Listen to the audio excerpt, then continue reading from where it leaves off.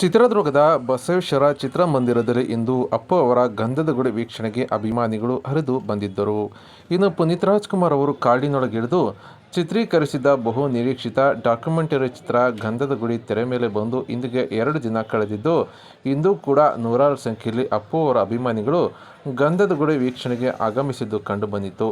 ಅಷ್ಟೇ ಅಲ್ಲದೆ ಯುವಕ ಯುವತಿಯರು ಹಾಗೂ ಕುಟುಂಬ ಸಮೇತ ಬಂದ ನೂರಾರು ಮಂದಿ ಅಪ್ಪು ಅಭಿಮಾನಿಗಳು ಗಂಧದ ಗುಡಿ ವೀಕ್ಷಣೆಗೆ ಬಂದಿದ್ದು ಇಂದು ಕೂಡ ನಗರದ ಬಸವೇಶ್ವರ ಚಿತ್ರಮಂದಿರ ಹೌಸ್ಫುಲ್ ಆಗಿದ್ದು, ಪುನೀತ್ ರಾಜ್ಕುಮಾರ್ ಅವರ ಮೇಲಿನ ಅಭಿಮಾನಕ್ಕೆ ಇದು ಸಾಕ್ಷಿಯಾಗಿದ್ದು ಕಂಡುಬಂದಿದೆ.